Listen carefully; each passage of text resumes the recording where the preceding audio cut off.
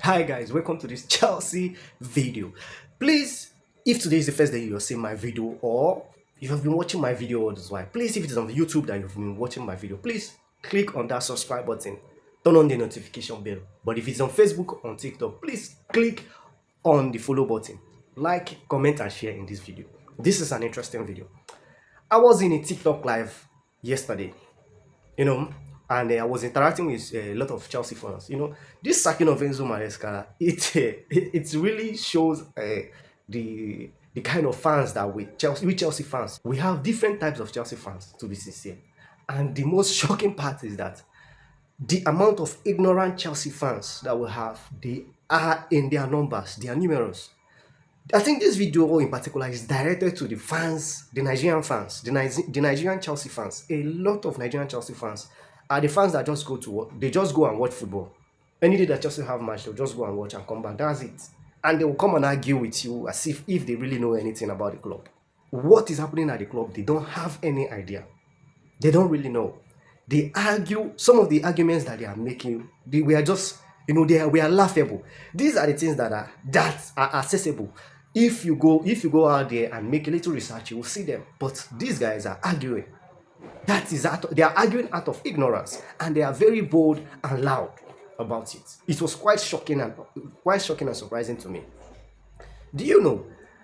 Before Enzo Maresca was sacked, I was opportune to see an article. I've forgotten who posted that article, but it was from a reliable source that Enzo Maresca was asked to rotate the team. Heavy rotation, that the owners back him, rotating the squad heavily. What was the reason for him rotating the squad? Mainly is because he asked for a new centre back. They told him no, that we have a lot of centre backs already, which is true. We have a lot of centre back, but Enzo Maresca doesn't believe in any of them. He doesn't, so he needs a new centre back. But what did they do? They refused to give him a new centre back. They bought wingers. Enzo Maresca said, fine and good, no problem. Since he couldn't get what he wants, so we have to make do with what he have.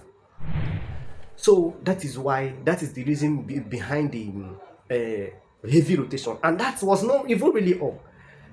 Another reason for the heavy rotation was also because of the club. They view every player at Chelsea as an asset. So if you don't play these assets, all these their assets, it means that their value will depreciate, and that is not good for their project, which is a money profit centered project. It will be very bad. So what it means is now, even if a player is not good enough, he is entitled to play. Even if he doesn't train well, he is still entitled to play. Even if he doesn't have good attitude to the games that he has played in the past, he is still entitled to play. So tell me, Enzo Maresca have these conditions. He was under these conditions, and he was able to qualify Chelsea to the Champions League for the first time. This ownership, since they took over from Abramovich, for the first time, Enzo Maresca qualified them. Enzo Maresca gave them their first trophy, the Conference League and the Club World Cup. In fact, that Club World Cup, he overachieved. But Chelsea never ever expected him to win the Club World Cup, and eventually he won that Club World Cup, surprisingly. And Chelsea winning that Club World Cup was solely down to Enzo Maresca. Just forget what any other person. Yes, sometimes I grew frustrated with the kind of with the in-game tactics of Enzo Maresca. Sometimes, from what we are hearing, sometimes it's not from him. Cole Palmer and the rest of all these players that he used to substitute and bring in rubbish, injecting rubbish into the team. That is because he is told specifically, according to them, is based on medical reports. These medical reports, who sanctioned them? It is from Egbali, Badad Alec Bali. It is from him. He's the one that sanctioned this medical team. So Enzo Maresca, do you know the funniest thing? They do what they do, their assessments. Enzo Maresca is not aware of their assessment. They only tell him what to do.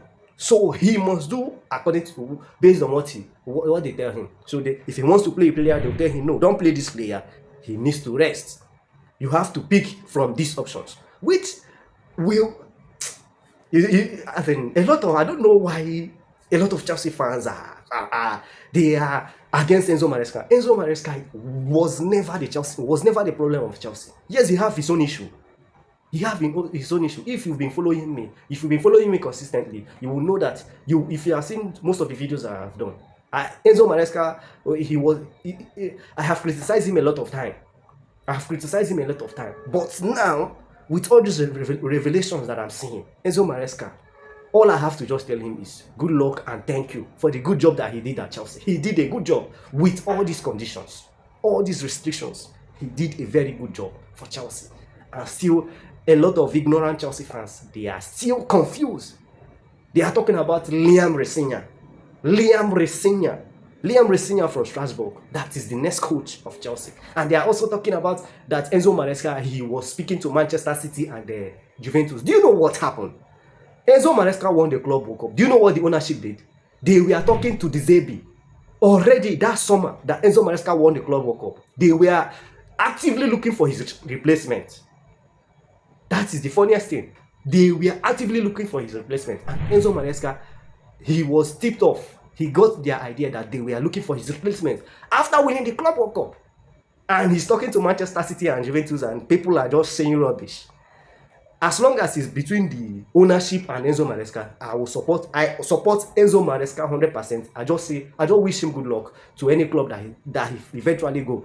I know that without all these useless, stupid restrictions that we have at Chelsea, he will do well. He will excel in any club that he goes to. And as long as this clearly capital, badly, they are still in charge of Chelsea, we are going nowhere. Chelsea is a finished club. We are just a mid-table team. That is what every Chelsea fan should just raise their mind and know. We are not winning anything again.